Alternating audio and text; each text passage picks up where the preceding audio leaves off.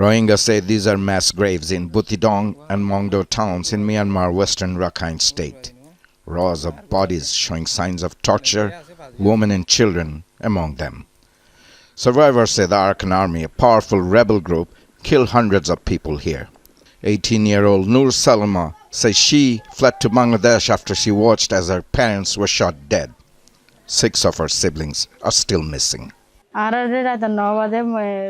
When the conflict began, my parents were killed by the Arakan Army. They ordered us to leave the village by 9 o'clock at night. Right after the announcement, they came and killed many people. Some managed to escape, but others did not. I saw my parents and many others killed in front of me.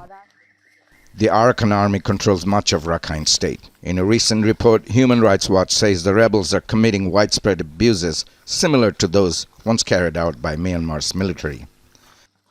Another rights organization says the group has committed serious war crimes in the villages it controls.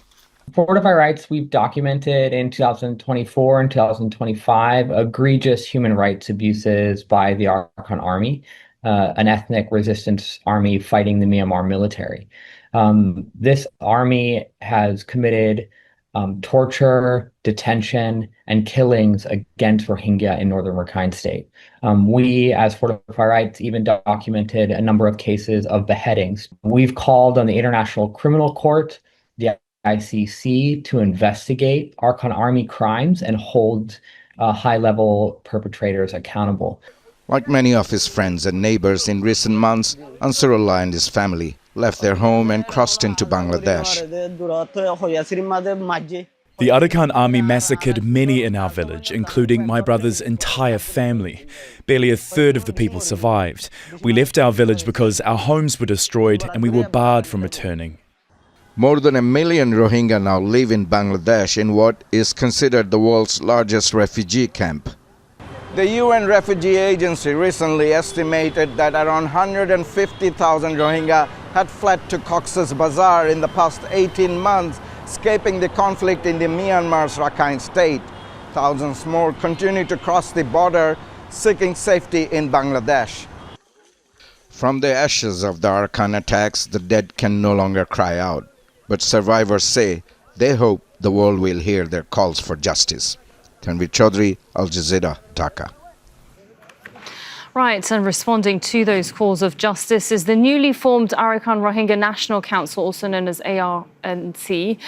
San Lwin is the co-chair and is live from Frankfurt. San Lwin, the ARNC's mission, what I've seen is it says that it's to fight for rights, recognition and political representation for Rohingyas worldwide. So how do you plan on achieving that? Well, we have been struggling for the justice and to restore our right for many years. But still, we have to continue.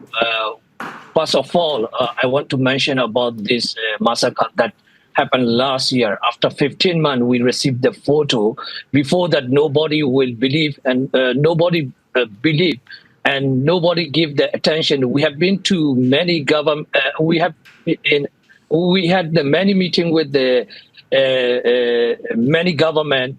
We told them about this massacre, but no government give the attention. And also the right group now, they are speaking out against about the atrocity committed by the Arakan Army.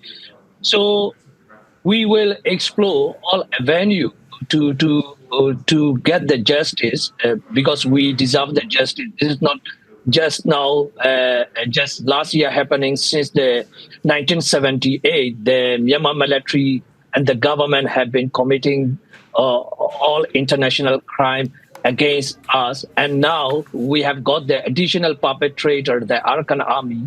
So the crime committed by the Arakan Army indicate that they are trying to finish business of Myanmar military. So it is continuing, the genocide is continuing, and the International Criminal Court, as the existing case, the court should consider whether to add all this crime in the existing case, or the UN Security Council should discuss, should decide to refer all this crime to the International Criminal Court. So in Myanmar, there are the many ethnic groups and the many democratic groups. They have been trying to restore the democracy in Myanmar. We will work together with them. We will work together with the international community to get back our right, to get the recognition, and to go back to our homeland. Right. Looking at those images, our viewers can see there very disturbing images, as you mentioned, 600 bodies, women, children abused, it seems, in the most horrific way. Have you been able to speak to the victims' families and what they have been saying to you? And what is it exactly they're asking for? Well, this Budidong town is completely isolated from the world. There is no mobile network from the Myanmar telecom network.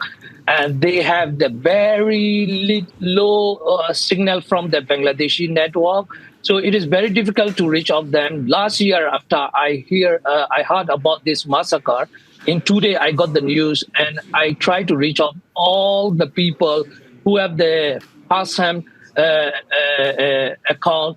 And also, I reached out to a survivor who saw everything, how the Arakan Army shot down all these 600, more than 600 actually, and women, children, babies, and the elderly, the person with disability. So they killed them all in one single day. So like entire family wipe up from the list. This is similar thing like that happened in Gaza, but the small scale compared to the Gaza.